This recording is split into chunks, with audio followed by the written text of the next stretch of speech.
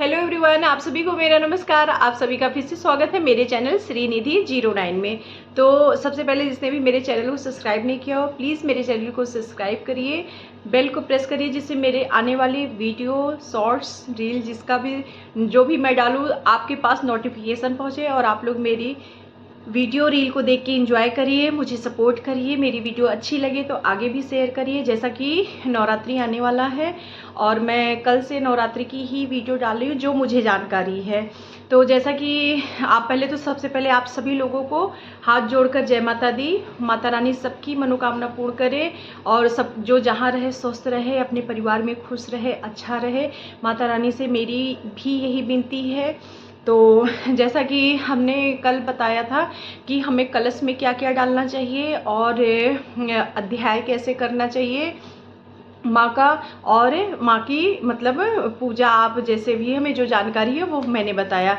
आज हम आपको बताएंगे कि माँ का भोग क्या लगाने से भोग एकदम पूर्ण माना जाता है। देखिए, माँ का भोग तो जो लगता है भाई, वही मैंने वो कल वाली बात की, यथाशक्ति वथा भक्ति। तो जितना भगवान ने दिया है सब लोग भगवान को उतना चढ़ाने की, उतने अच्छा करने की कोशिश करते हैं। लेकिन दुनिया में बहुत लोग हैं, बहुत कुछ करते हैं, बहुत ऐसे लोग हैं कि जिनके पास नहीं है वो थोड़े थोड़े में ही करते।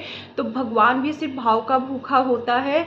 और आप ये जान लीजिए कि मतलब हमने तो इस चीज़ों को देखा है कि मतलब आप प्यार से, जैसे ऐसे गुरुजी भी बताते हैं कि अगर आप भगवान जो मतलब दिख रहा उससे ज़्यादा अगर आप मानसिक रूप से ऐसे हाथ में करके हम भगवान को ये फल चढ़ा रहे हैं, कमल का फूल चढ़ा रहे हैं, केला चढ़ा रहे हैं, ऐसे जब भी माँ के पास बैठिए, जो आपकी इच्छा हो, हम हमारी बहुत ये चढ़ाने की इच्छा ये होता तो चढ़ाते, वो हम नहीं अफोर्ड कर पा रहे या हम नहीं खरीद पा रहे। भाई इतनी महंगाइयाँ हो गई हैं कि समझ जाइए कि हर किसी की को सब कुछ बस की बात नहीं है। इतनी महंगाई हो गई है कि मतलब हमको तो लगता है जो चुंदरी मैं 20-20 15-15 रुपये में खरीद के लाती थी, वो आज की डेट में चुंदरी 50-50 60-60 रुपये की मिल रही है। मुझे याद है कि मैं बड़ी वाली चुंदरी जब कभी, जैसे यहाँ सुल्तानपुर में लोहरा माता का मंदिर है, तो मैं हर नवरात्रि, भीड़ बहुत रहती है तो मैं नवरात्रि में नहीं जाती हूँ और मैं नवरात्रि बाद ही जाती हूँ। भैया ये लगता है कि माँ तो माँ है, तो नवरात्रि में भीड़ धक्का खाने से अच्छा नवरात्रि बीत जाए तब जाओ। तो जब भी मैं वहाँ जाती थी, मतलब शुरू से मेरा रहा है, माँ की इतनी दया है मेरे ऊपर कि हर नवरात्रि में जब नवरात्र बीत जाता तब मैं जाके अपने लोहरामऊ माता का दर्शन करती हूँ। तो मैं बड़ी चुंदरी एक चढ़ाती हूँ। तो समझ जाइए वो चुंदरी में 50 रुपये से खरीदी थी, बड़ी वाली रेड कलर की, उसमें वो लगा रहता है वो वाली। और आज की डेट में वो चुंदरी 200, मतलब 210, 200, मतलब ये है कि मतलब लगता है कि हमें तो समझ में नहीं आता कि कौन कितना किससे कमाना चाहता है, क्या है। मतलब ये तो बोले कि अब पूजा पाठ भी हर किसी के बस की बात नहीं है।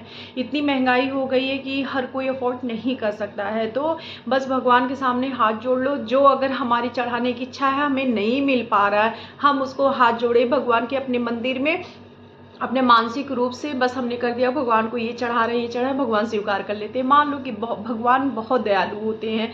तो वो जैसे सब लोग जानते हैं कि भगवान, कोई नई बात मैं नहीं बता रही हूँ, भगवान भाव के भूखे होते हैं। बस मैं आपको एक चीज़ बताना चाहती हूँ जो मैं करती हूँ। जब भी आप माँ का भोग लगाइए नवरात्र भर, सुबह शाम, जब भी आपके पास जो है, मेवा है, मिठाई है, मिश्री है, जिस चीज़ में भी आप भोग लगा रहे हैं, उसमें सुबह शाम 2 बतासा, 2 लौंग, फूल वाली 2 लौंग आप रख दीजिए। तो ये माँ का भोग पूर्ण माना जाता है। उसमें सब कुछ आ जाता है कि मतलब आपने सब कुछ चढ़ा दिया। जैसे होता है ना कि जैसे हम लोगों के यहाँ पंडित जी बताते हैं, जैसे कलश में आप सतावर रख दीजिए। सतावर मतलब कि मतलब पता नहीं कितनी औषधियाँ उसमें होती हैं कि वो पूरी चीज़ों को पूरा कर देता है। तो इसी तरीके से जब भी आप माँ का भोग लगाइए तो 2 बतासा सुबह, जैसे जो लोग 9 दिन रहते थे तो 2 खा नहीं सकते तो ठीक है, घर में बच्चे हैं, बहुत लोग हैं, हम लोग किसी को भी प्रसाद देना चाहें तो कर सकते हैं। और फूल वाली लौंग का फूल ऐसे निकाल के लौंग खुद भी खा सकते हैं, चाय में डाल सकते हैं या किसी भी चीज़ में उपयोग उसका कर सकते हैं। नहीं भी अगर करने का उपयोग मन है तो जो विसर्जन का सामान है उसमें डालते जाइए, लौंग विसर्जित हो जाएगी। तो नदियाँ भी पवित्र होंगी, कम से कम इतनी नदियों में ये सब चीज़ें, कम से कम लौंग है, कपूर है, ये सब चीज़ें जाएंगी तो हमारी नदियाँ भी पवित्र होंगी। लेकिन आजकल उससे ज़्यादा लोग सिर्फ कूड़ा ही डालते हैं। तो मेरे कहने का सिर्फ ये मतलब है कि जो भी आप भोग लगाइए माँ का, उसमें 2 लौंग फूल वाली और 2 बतासे आप लगा दीजिए, और इसके बाद आपका भोग पूर्ण माना जाता है।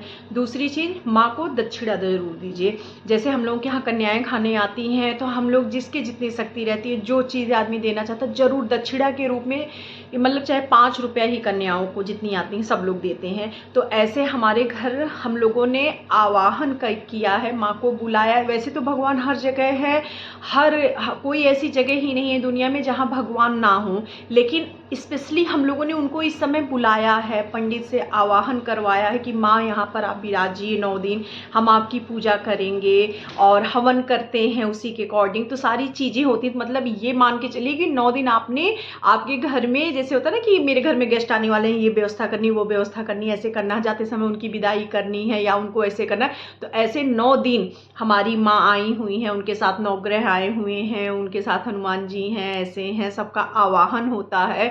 और तो उसमें जो है क्या बोलते हैं, आप अगर शाम के समय नहीं तो एक समय सुबह के समय ही आप दक्षिणा जरूर निकालिए। 11 रुपया निकालिए, 21 रुपया निकालिए, क्या पर डे नहीं है इतना, 1 रुपया निकालिए। जब माँ को भोग लगाइए फिर एक सिक्का रख दीजिए कि माँ ये दक्षिणा स्वीकार करिए, उसको किनारे कहीं रखते जाइए। फिर जब 9 दिन हो जाए, हवन हो जाए, तो वो पैसा पंडित जी को उठा के दे दीजिए, तो वो आपकी दक्षिणा हो गई।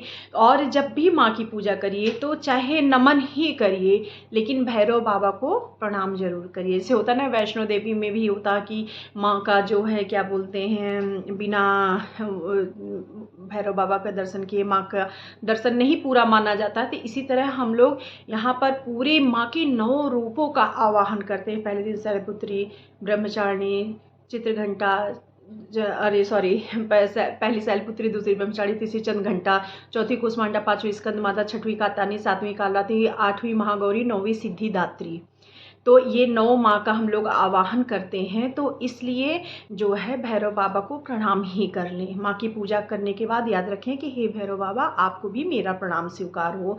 और दूसरी चीज़ ये है कि जो लोग 9 दिन का व्रत हैं उनके लिए मैं बता रही हूँ कि चौथे दिन शाम को कद्दू की सब्जी जरूर खाएं, बहुत शुभ होता है, बहुत अच्छा फल मिलता है। तो चौथे दिन शाम को, पहली बात तो नवरात्र में जो भी बनाइए, मतलब कोशिश करिए कि माँ को दिखा ही दें कि माँ ये भोग लगा बनाया है मैंने, माँ को प्रणाम करें। तो वो आपका प्रसाद तो आप रोज ही पा रहे हो जो 9 दिन का व्रत है। और दूसरी चीज़ है, जो लोग 9 दिन का व्रत नहीं है, सिर्फ कलश वलश रखते हैं, उनके क्या प्याज लहसुन तो 9 दिन बनता नहीं होगा। बहुत से लोग तो खाते नहीं होंगे, लेकिन बहुत से लोग खाते होंगे, तो उनके क्या भी 9 दिन मुझे नहीं लगता कि नहीं बनता होगा, बनता ही नहीं होगा। तो वो लोग भी चाहे भगवान को जो भी खाना, दाल चावल कुछ भी बना रहे तो प्रणाम करके दिखा लें, क्योंकि वो भी सात्विक हो गया, उसमें भी प्याज लहसुन नहीं है। तो आप जो है ये मतलब चौथे दिन कद्दू की सब्जी जरूर खाएं, बहुत शुभ होता है, बहुत अच्छा होता है। और एक चीज़, 7वें दिन जिस दिन माँ कालरात्रि होती है, उस दिन आप लोग 2 गुड़ चाहे शाम के समय चाहे सुबह के समय, मतलब मैं तो शाम को ही करती हूँ, 2 गुड़ माँ को भोग लगाएं। पूरी खड़ी भेली जिसे बोलते हैं ना कि हम लोग क्या भाई, खड़ा गुड़ पूरा, तो उसको आप भोग लगाइए और उस पर 2 लौंग रख दीजिए, कालरात्रि माँ के नाम का आवाहन करके कि हे माँ कालरात्रि, ये आपका भोग है। और उसको आप क्या करिए कि 1 गुड़ आप एक पन्नी में बांध के रख दीजिए। वो पंडित जी का जब सीधा उधा निकलता है लास्ट वाले दिन हवन ववन करने के बाद, जो भी हम लोग तो भाई सीधा भी निकालते हैं, सीधा जो बहुत लोग नहीं समझ पाते होंगे, हम लोग बता दे रहे हैं। ये सीधा में मतलब उधर जो दाल कच्चा, मतलब दाल भी शुभ की दाल जो सीधे में निकलती है वो अरहर की दाल नहीं निकलती है।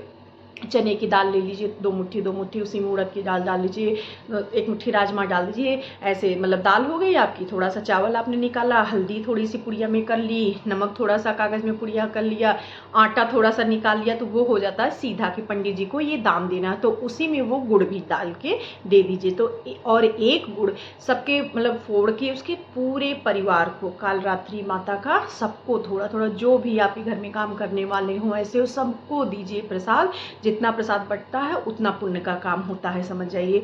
तो आप ऐसे कर सकते हैं। ये काल रात्रि की पूजा मैं इस तरह करती हूँ। और अष्टमी के दिन एक चुटकीदार नारियल लीजिए, चुटकीदार नारियल लीजिए और उस पर स्वास्तिक बना के उसको माँ को अर्पित कर दीजिए। इसके बाद माँ को अर्पित करके वहाँ से पूजा करिए, हट जाइए। सुबह अर्पित कर दीजिए, फिर शाम को नारियल वही चुटकीदार उठा के इसके बाद माँ के सामने ही उसको ऐसे फोड़ दीजिए और फोड़ के पूजा करिए, माँ की आरती करिए। तो वो अष्टमी का, महागौरी का प्रसाद हो जाता है। और 9वें वाले दिन कन्या ही अष्टमी के यहाँ, मेरे यहाँ तो अष्टमी खाती बहुत, मैंने कल भी बोला था 9वीं को ही खिलाती हूँ, मैं तो अष्टमी को खिलाती हूँ, अष्टमी को कन्या खा लेती हैं। फिर 9वीं वाले दिन पंडित जी आते हैं, हवन करते हैं। हवन करने के बाद जो है क्या बोलते हैं, हवन करने के बाद जैसे पंडित लोग तुरंत विसर्जन कराते हैं, मैं विसर्जन नहीं कराती हूँ क्योंकि मैं 9 दिन पूरा रहती हूँ। तो मैं जैसे सुबह पूजा 8 दिन तक पूजा करती हूँ, वैसे 9वें दिन भी मतलब सुबह वैसे पूजा आती, वैसे फिर मैं खुद विसर्जन करती हूँ। और खुद विसर्जन करना बहुत मतलब ये नहीं है कि हाँ पंडित लोग ही करा सकते हैं, ऐसे कुछ नहीं। बस हाथ में पुष्प लीजिए, अक्षत लीजिए, जरा सा जल लीजिए, कहिए हे भगवान, हे माता रानी, मेरे द्वारा आवाहित यहाँ पे जो भी देवी देवता विराजमान हो, गणेश लक्ष्मी को छोड़कर सभी देवी देवताएं अपने हमारे घर परिवार पर दया बरसाते हुए अपने अपने स्थान को जाए। हमारे से जो त्रुटियां हों, हमको गलती हुई हो, हमको क्षमा करें, हमको सद्बुद्धि दें, हमेशा अच्छे मार्ग में चलें। ऐसे कर कर बस ऐसे अपने मंदिर में ऐसे छिड़क दीजिए। इसके बाद जो कलश है आपका, बस हल्का सा, बहुत तेजी से नहीं, कैसे घुमा दिए, बस जरा सा ऐसे घुमा दीजिए तो आपका विसर्जन पूर्ण हो गया। तो मैं तो 9 दिन ऐसे माँ को रख के दूसरे दिन हाँ राहु काल वगैरह देख के, जैसे मंडे को सुबह 7:30 से 9 लगता है या ऐसे ये चीज़ थोड़ी सी देख के उसी के अकॉर्डिंग मैं 9 दिन पूरा रहती हूँ। 10वें दिन मैं खुद अपने हाथ से माँ का इसी तरीके से विसर्जन करती हूँ। इसके बाद 1 लोटा जल नीम के पेड़ में डालती हूँ। इसके बाद सीधा, जो मैंने पहले बताया अभी सीधा कैसे, वो सीधा निकालती हूँ कि अब मैं अन्न का दान कर रही हूँ, इसके बाद मैं अन्न ग्रहण करूँगी, तो इसलिए जो है सीधा जरूर निकालती हैं। तो उसी में वो गुड़ भी डाल दीजिए, आटा, चावल, दाल, नमक, हल्दी निकाल के हाथ जोड़ लीजिए। खेमा, आपके आशीर्वाद से मेरा ये 8 दिन 9 दिन, अब की बात तो 8 दिन का ही है फिलहाल, ये व्रत मेरा परिपूर्ण हुआ। अब मैं सीधा निकाल रही हूँ ब्राह्मण के दान के लिए, और उसमें भी 11 रुपया 21 रुपया जरूर सीधा में डाल दें कि ये अन्न धन का दान है ब्राह्मण के लिए। और अब मैं व्रत का जो है पारण करूँगी। फिर इसके बाद जो भी आपके घर में पराठा सब्जी, रोटी सब्जी बनी हो, माँ का नाम लेके एक और खा लीजिए, आपका व्रत पूरा हो गया। तो इसलिए जो है बस इतना ध्यान रखिएगा कि आपको भोग में क्या लगाना है, और 7वें दिन आपको क्या करना है, चौथे दिन आपको ज़रूर खाना है कद्दू, कोशिश करिएगा। और जो भी कोशिश करिए कि भगवान को जो है जो भी करे वो जो है क्या बोलते हैं माँ को अर्पण करके करे। बाकी और पान माँ को जरूरी, आप पान कुछ मत करिए, सिर्फ एक पान का पत्ता लीजिए, उस पर एक लौंग फूलदार रखिए, एक थोड़ा सा कपूर जरूर फोड़ के ही ऐसे ऐसे करके भूरा बना के ऐसे कपूर रख दीजिए पान पर, और एक सुपारी और एक इलायची, इतना करके ऐसे ही पान, जिस प्लेट में आप, जिस कटोरी में प्लेट में आप माँ का भोग लगा रहे हैं, बस उसी के ऊपर पान के पत्ते पे लौंग, इलायची, सुपारी, कपूर ऐसे करके रख दीजिए। इसके बाद वो माँ का पान हो जाएगा। इसके बाद आपने भोग लगाया, माँ को पान खिलाया, इसके बाद चाहे 1 रुपया, चाहे 21 रुपया, चाहे 51 रुपया, जो भी आपकी यथाशक्ति, 9 दिन आप अपना माँ को दक्षिणा दे रहे हैं, और माँ के पूजा पाठ आरती सुबह शाम हो ही रही है। बस माँ की कृपा बरसती रहेगी। बाकी जो कर्म भोग है, जो हमारी हाथ की रेखा में लिखा उठा है, जो हमारे पिछले जन्म के कर्म हैं, वो तो हमें मिलने ही मिलने हैं। तो वो ठीक है, हर चीज़ स्वार्थ से नहीं की जाती कि हम पूजा करें तो हमें ये हो जाए, हमें वो मिल जाए, हमें वो, हमारा एक प्यार भी तो देखिए, हम लोगों से भी अगर कोई स्वार्थवश जुड़ता है तो कितना बुरा लगता है, कितने मतलबी हैं जब मतलब रहता है। तो हर चीज़ के लिए अगर हम लोग भगवान से स्वार्थ से ही जुड़े रहेंगे, हम इसलिए करते हैं मेरा ये हो जाए, हम इसलिए कर रहे हैं कि ये ऐसे हो जाए, तो भगवान को भी तो बुरा लगेगा कि देखो मतलब सब लोग कितने स्वार्थ से जुड़े थे। इसलिए प्यार करिए भगवान से, ममता जैसे अगर अपने हम लोग अपने बच्चों से करते, फैमिली से करते, अगर वैसे भगवान से भी ममता प्यार करेंगे ना, तो भगवान हम लोग लोगों की नैया खुद ही पार करेंगे। तो आप आई होप मेरी ये वीडियो आप लोगों को अच्छी लगी होगी, और अगर आप लोग सपोर्ट करेंगे तो मैं जो भी, और आप लोग जो भी पूजा पाठ के बारे में पूछेंगे मैं आप लोगों को बताऊंगी। और मेरा सपोर्ट करिएगा, मेरे चैनल को सब्सक्राइब करिएगा, और आप लोग कोई भी जानकारी चाहिएगा तो मुझे कमेंट करिएगा। मैं जैसे करती हूँ या मुझे जो जानकारी वही मैं बताऊँगी। मैं अगर नहीं जानती हूँ जिस चीज़ को तो मैं उस चीज़ को नहीं बताऊँगी कि मैं ज़बरदस्ती वीडियो अपने व्यूज़ पाने के लिए अपना चैनल चले। मैं ये चीज़ भगवान के लिए मैं ये नहीं कर सकती, ये भगवान खुद जानता है।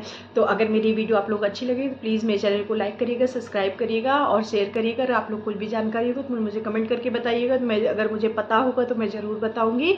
और मैंने वही चीज़ बताई है जो मैं खुद करती हूँ, ये भगवान जानता है। तो इसलिए आप लोगों का नवरात्रि खूब अच्छे से माता रानी की कृपा पर से सबके ऊपर, सबको माता रानी खुशहाल रखे, ये मेरी ईश्वर से, माँ से सबसे प्रार्थना है। और जय माता दी, राधे राधे।